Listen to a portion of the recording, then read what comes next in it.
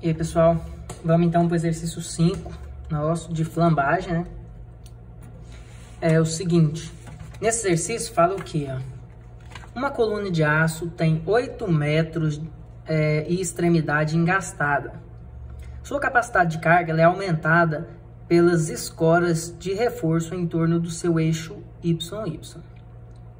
Considerando que as escoras estão acopladas por pinos no ponto médio da coluna, ou seja, dividindo ela em 2 trechos de 4 metros, né? Determine a carga que a coluna suporta sem flambagem e sem que o material ultrapasse a sua tensão de escoamento. Então, tem que fazer a análise aqui de compressão, né, pelo seu limite de escoamento, comportamento elástico, além da análise de flambagem.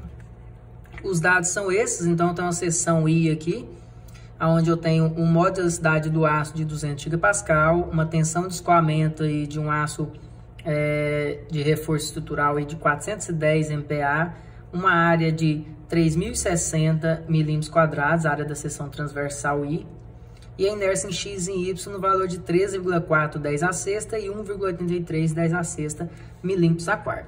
Então, essas informações geométricas estão em milímetro, então eu vou preferir transformar o comprimento aqui de 8 metros para milímetros, para não precisar ter que transformar 3 unidades aqui de inércia de milímetros² para metro², nem a área de milímetros² para metros².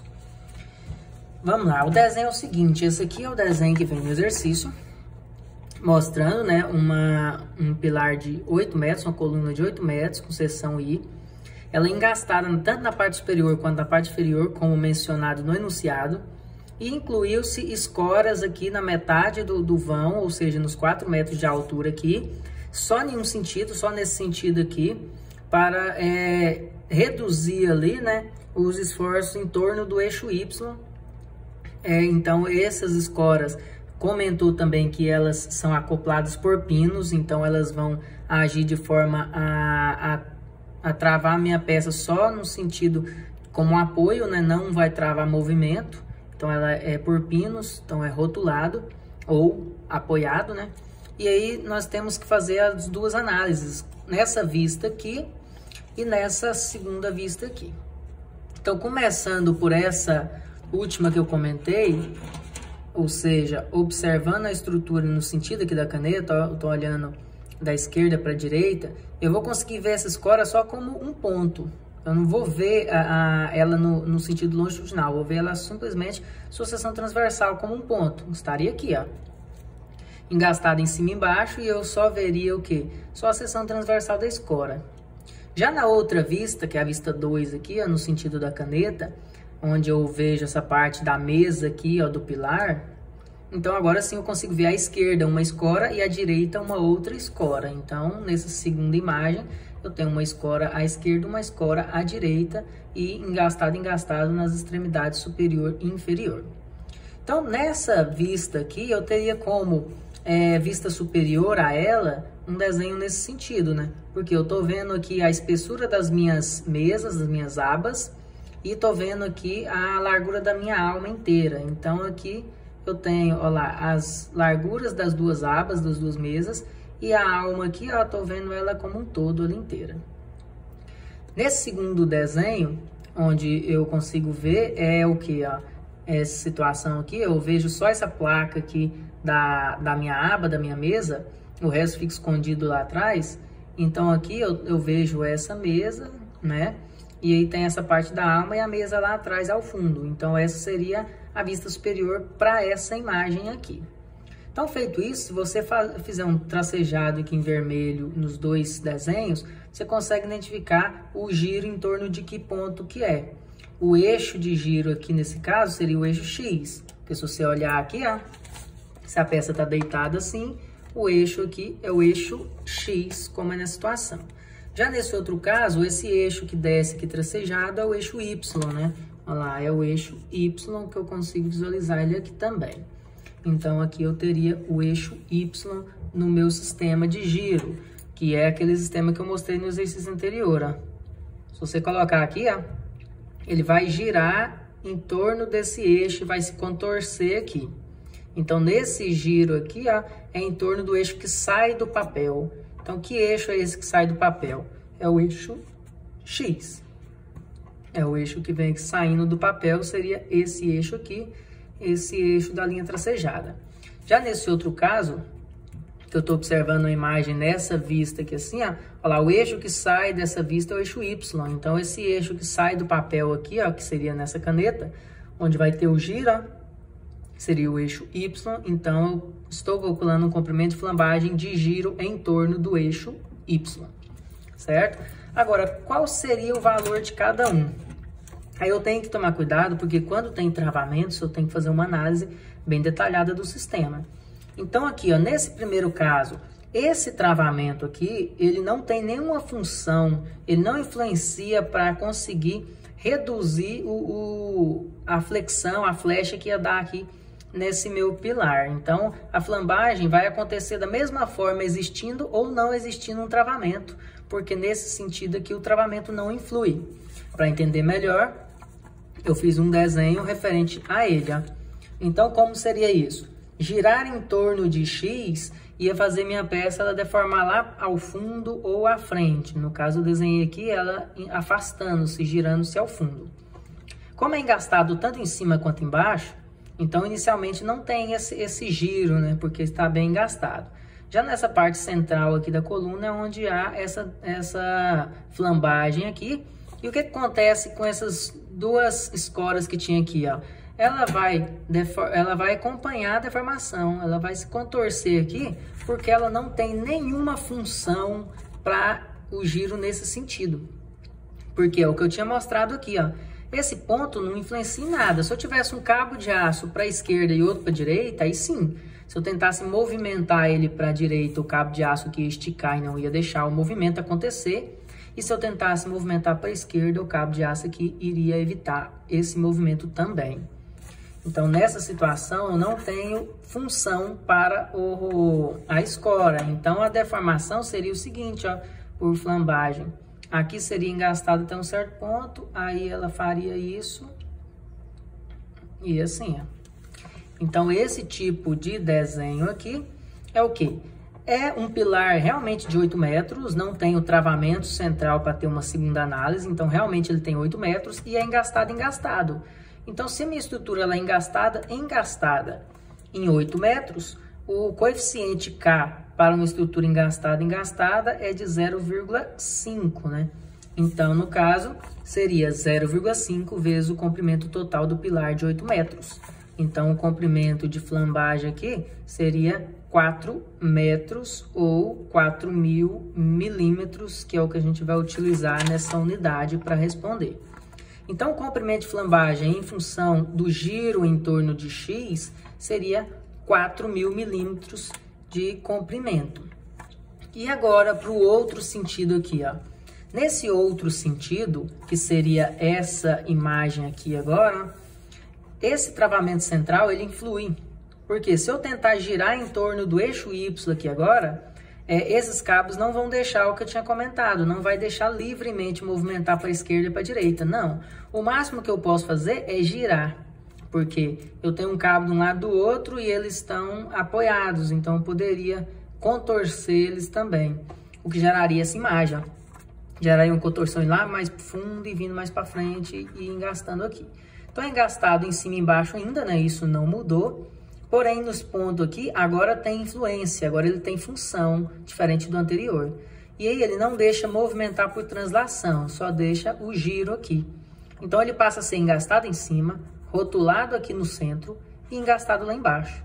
Ou seja, redesenhando aqui, ele seria engastado até um certo ponto, aí ele teria esse tipo de deformação, aqui era rotulado, e aqui embaixo repete exatamente a mesma coisa, só espelhado. Então, engastado lá, engastado aqui e nesse ponto, não deixando movimentar nesse sentido aqui do papel, no sentido do X. Então, na hora que eu giro em torno de Y, o meu giro se contorce nesse formato. E o que eu posso fazer? Eu tenho que parar e analisar a minha estrutura em parte. Olha lá, eu tenho um pilar de 4 metros agora, que é a metade, onde ele é engastado e rotulado.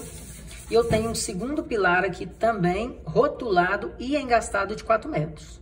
Como os dois são idênticos, Então, no caso, eu posso escolher um ou outro. E aí o cálculo seria: engastado e rotulado tem um coeficiente de 0,7 para engastado e rotulado, como está na apresentação que eu passei para vocês em aulas anteriores. Então, eu teria aqui 0,7, que é o K, vezes o comprimento do pilar, que agora nós estamos trabalhando com a parcela aqui de 4 metros, porque eu tenho um pilar de 4 metros engastado e rotulado e um outro pilar de 4 metros engastado e rotulado. Então, agora não é mais 8 metros, seria 4. E 0,7 é a condição de contorno, então o comprimento de flambagem no final aqui seria 4 vezes 7, 2,8 metros ou 2.800 milímetros. Então, o comprimento de flambagem já para girar em torno de Y, para girar aqui em torno de Y, seria 2.800 milímetros. Só para ficar mais claro isso aí, eu coloquei um exemplo aqui, alguns exemplos, para vocês entenderem isso. Olha lá, se eu tiver um pilar que seja engastado e tenha 12 metros de comprimento, como seria o valor do comprimento de flambagem dele? Por ser engastado, o coeficiente nosso é de 0,5, né? Então, se eu tenho um coeficiente 0,5 e tenho um comprimento total entre apoios, no caso, entre engastes, de 12 metros, então vai ter 12 vezes 0,5. Então, o comprimento de flambagem aqui vai ser a metade, né? Vai ser 6 metros. Então, seria 6 metros. Agora, e se eu fosse ali e para ajudar meu sistema, eu falo assim, não, vamos executar esse galpão aí com um pilar de 12 metros, passando um travamento no meio. Então, a 6 metros de altura, vamos passar alguns cabos de aço travando nesse sentido. Então, eu evito o meu movimento nesse sentido X aqui, ó. Então, agora, meu giro aqui em torno do eixo Y, por exemplo, já não é mais engaste de 12 metros. Ele é engastado em cima, ele é engastado embaixo, mas ele tem um apoio agora na metade do tamanho. Então, eu poderia esquecer o meu pilar como um todo e trabalhar ele isoladamente. Porque eu tenho que analisar entre apoios. Aqui agora gerou um apoio, gerou um travamento. Então, agora ele é engastado e apoiado, engastado e rotulado. Então, tenho 6 metros engaste e rótula, o coeficiente é 0,7, né, para engaste e rótula, como a gente acabou de fazer. O mesmo vale se eu olhar para o lado de baixo. Então, nesse caso, eu teria 0,7 vezes 6. Então, 6 vezes 0,7 teria 4,20 metros. Ou seja, em relação à primeira situação, de colocar um travamento, eu reduzo o meu comprimento de flambagem e melhoro minhas condições para evitar uma flambagem. Vamos supor que ainda não é suficiente. Eu falo, não, vamos então fazer 2 travamentos nesse pilar de 12 metros. A cada 4 metros eu vou passar cabos de aço travando para tração aqui, tanto no lado esquerdo quanto no lado direito. Com isso, a deformação seria nesse sentido que eu coloquei aqui. E como isso resolveria? Eu teria um trecho de 4 metros engastado e apoiado. Então, esse primeiro trecho aí seria engastado e apoiado. O último trecho também seria engastado e apoiado. E esse trecho central aqui, ó, tem que pensar nele também. Esse trecho central está entre uma rótula, um apoio e um outro apoio. Tanto é que como é a deflexão dele, é diferente das de cima. Então, nessa parte central, ele está rotulado e rotulado. Quando são rotulados e rotulados, o valor do K não é 1 inteiro, que é justamente a fórmula inicial que a gente tinha. Então, esse aqui eu vou trabalhar com 2Ks. Por de cima e por de baixo, os dois da extremidade, é engastado e apoiado 0,7. Mas para o centro, o valor é 1.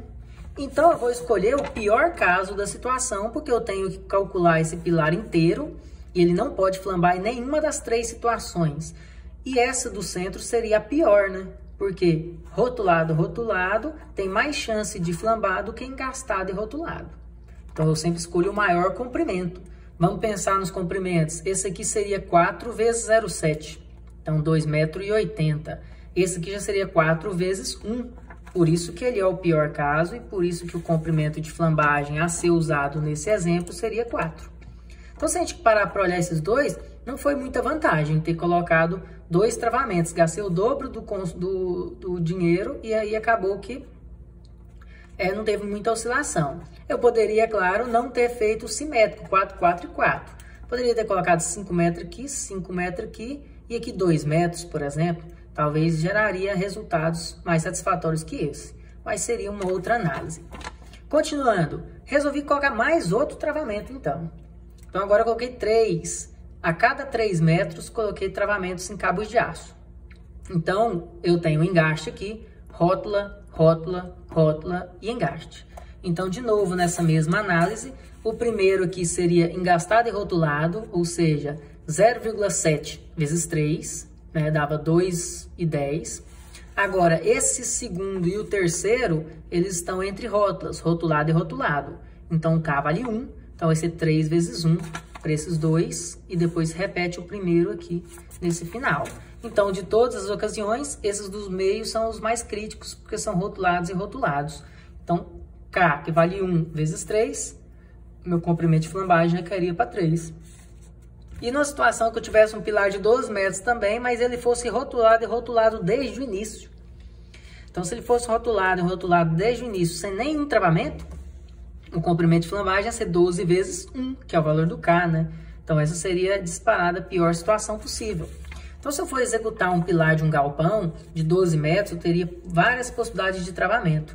E aí, se eu fosse optar para aquele que reduziria ao máximo a flambagem, e se na arquitetura fosse possível fazer isso, eu iria colocar essa quantidade de travamentos aqui, ó, vários cabos de aço. Esses cabos também podem ser contraventados, né? Eles podem estar assim fazendo um X, que é o mais comum deles estarem encontrados na prática. Aqui mas dá na mesma, né? Se você faz esse X, o que interessa é a distância entre o ponto de travamento. A distância sendo 3 metros, continuaria 3 metros aqui. Certo? Então, se quer é só para entender melhor essa questão. Espero que tenha entendido mais a partir desse exemplo. E aí, voltando para o nosso exercício aqui, eu teria agora que fazer os meus cálculos. Lembrando que, entendendo essa questão de que eu trabalho com apenas 4 metros engastado e rotulado, gerando 2.800 milímetros, e o travamento não tem função, porque ele não está no sentido ali de travar, e eu estou engastado, onde eu tenho 0,5 de coeficiente vezes 8 metros de comprimento, dando 4.000. Então, agora nós podemos fazer os nossos cálculos para identificar qual o comprimento, qual a carga crítica de flambagem do sistema. Então, aqui, vamos fazer por eixos, né? Começando no eixo X. Então, eu tenho a minha carga crítica em X é igual π ao quadrado vezes módulo de elasticidade vezes a inércia de X, dividido pelo comprimento de flambagem ao quadrado de X. Então, substituindo essas informações,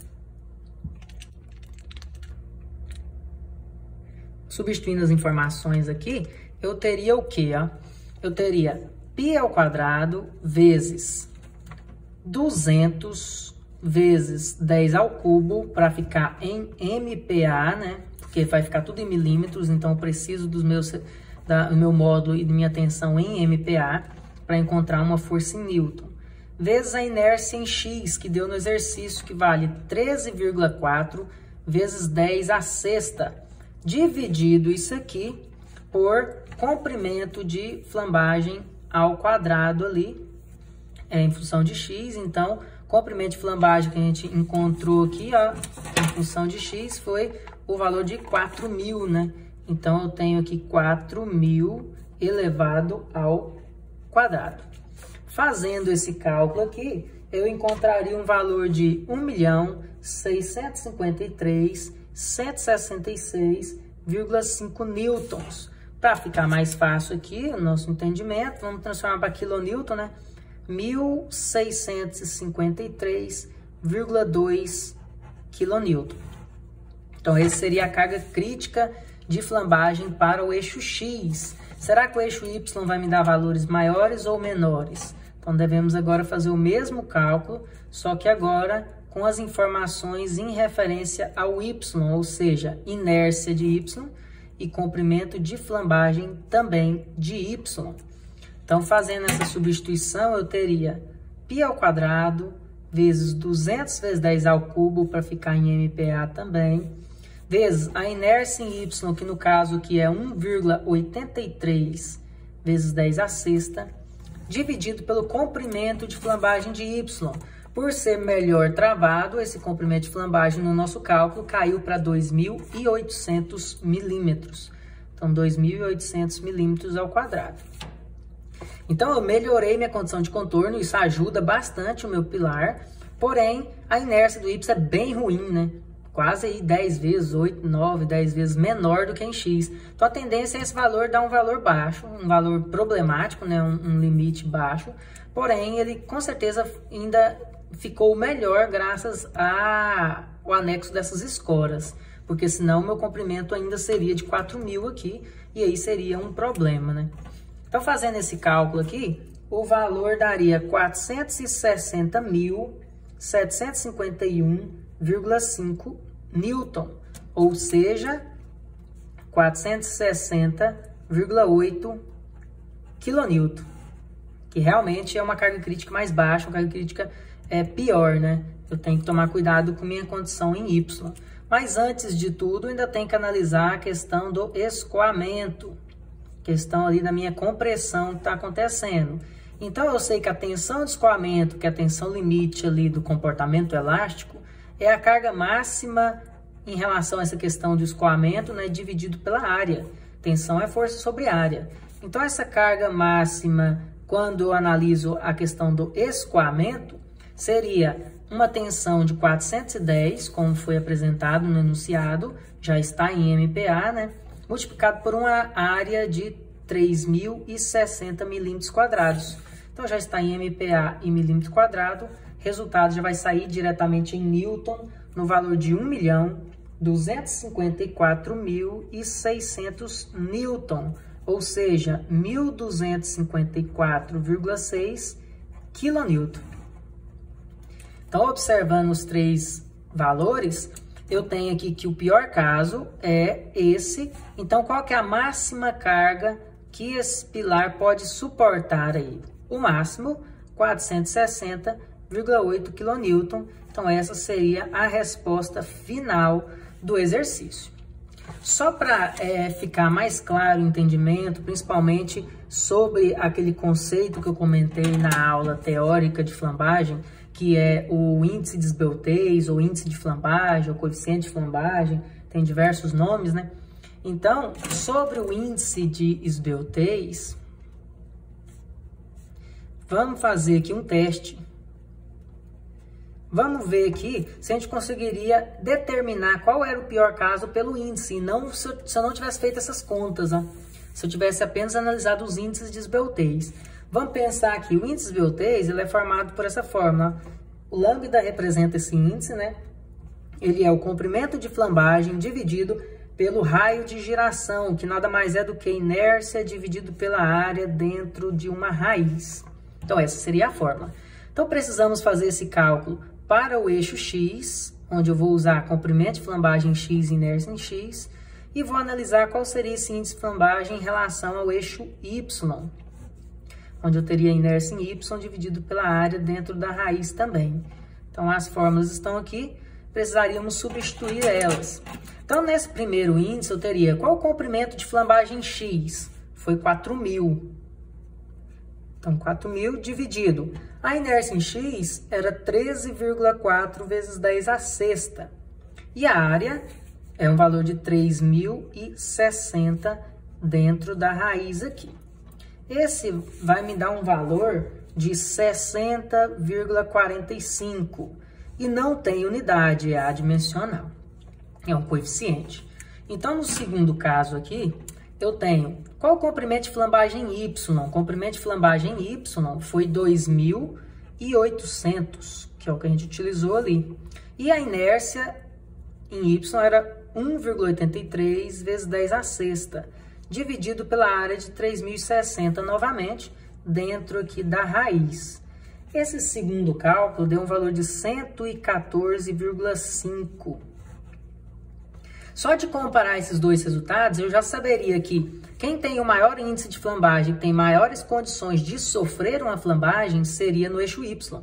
Então, se eu fosse optar por fazer o cálculo da carga crítica, eu já faria só a do Y, já que a do X eu sei que não atinge um valor tão alto.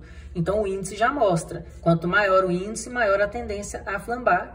E para ficar melhor ainda, você teria como calcular o limite, que aí entraria em conta até essa questão do escoamento. Qual o limite máximo ali do meu índice de esbeltez para um aço nessas condições de 410 MPa?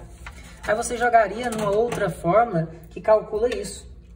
Normalmente tem uma fórmula assim, ó, tensão é igual a π² vezes o mol de elasticidade dividido por esse lambda, por esse índice de esbeltez ao quadrado. Então, quer dizer, se eu quiser encontrar o limite ali do índice de esbeltez para comparar com o limite de escoamento, então você adota lá o limite máximo de tensão que pode ser utilizado no material, que é seu limite de escoamento, para encontrar ali o limite do índice de esbeltez. Se o índice de esbeltez for maior do que esse limite, quer dizer que ele ultrapassou a questão da análise de escoamento. Então, nesse caso, eu teria condição de sofrer realmente uma flambagem. Agora, se você calcular um índice de esbeltez aqui, ele for menor do que esse limite, quer dizer que não vai haver flambagem, porque os valores da flambagem estão abaixo do limite estabelecido ali em relação ao meu escoamento. Vamos fazer um teste então. Substituindo os valores, vou isolar aqui, né, o lambda limite, que é isso que eu quero encontrar. Eu tenho π² vezes o módulo de elasticidade de 200 vezes 10 ao cubo MPa, dividido pela tensão que passa para lá, dividindo no valor de 410, e o lambda ao quadrado, eu coloco uma raiz aqui em toda a condição. Fazendo isso aí, eu encontraria um valor de 69,39. Então, esse seria o índice de esbeltez limite. Como eu resolvo agora?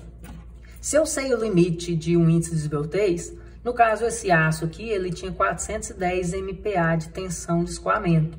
Mas normalmente quando a gente trabalha com aços comuns aí de 250 MPa de escoamento, que é a maioria dos aços que vamos trabalhar, você nem precisaria fazer essa conta mais. Você faz uma vez com os 250, daria aqui 89 mais ou menos, quase 90. Então você sabe que até 90 o seu pilar ele não sofre flambagem. Se ele tiver um índice maior que 90, ele vai ter mais condições de sofrer flambagem do que sofrer escoamento. Então é um limite para poder fazer essa analogia. Vamos olhar o primeiro caso. O 60 é menor do que o limite. Então, em relação a X, não tem problema. A gente pode chamar isso de um pilar curto. Se fosse só o eixo X, ou se nos dois sentidos tivesse a mesma condição de contorno, eu falaria que esse pilar não tem tendência a sofrer flambagem. Como comprovar isso? Você pode observar aqui, ó, o X. X tem um limite de 1.650 e o escoamento 1.254, ou seja, com 1.300 de carga aplicado na coluna, ela já sofreria um escoamento e não teria sofrido uma flambagem ainda. Por quê? Esse pilar não tem condição de ter problemas com flambagem, porque o escoamento acontece antes. E é o que provou aqui, ó. É um pilar curto, não tem tendência a sofrer flambagem em relação a X, porque ele está abaixo do limite. Então, possivelmente vai sofrer um escoamento e não uma flambagem. Mas o eixo Y já tem um outro resultado, né? Em relação ao eixo Y, 114 é muito maior que 70 aqui, ó, 69. Então, ele é considerado um pilar esbelto, com tendência a sofrer flambagem. O que é a tendência? Ele só vai acontecer a flambagem quando tiver uma carga maior que 460. Mas eu consigo analisar aqui que esse pilar, se for para sofrer algum efeito, o primeiro efeito que ele vai sofrer é uma flambagem em torno do eixo Y, bem antes do que um próprio escoamento. Isso é provado pelos valores. Com 461, ele já inicia uma flambagem Y e ainda está longe de atingir o seu limite de escoamento. Então, esses dados representam esses valores. Aqui, se você encontrar os valores, você consegue analisar os três e sabe que a flambagem Y é o pior caso, depois seria o escoamento e depois a flambagem X não teria a mínima condição de acontecer. E aqui prova a mesma coisa. O pior caso é que você tem um valor acima do limite, a Y, então sua flambagem Y é crítica, deve se atentar a ela. mas em X é abaixo do escoamento, então não tem nenhum risco ali de sofrer uma flambagem em relação a X, já que o material já vai estar sendo deteriorado ali num comportamento plástico por um escoamento ali de compressão, certo? Valeu, pessoal!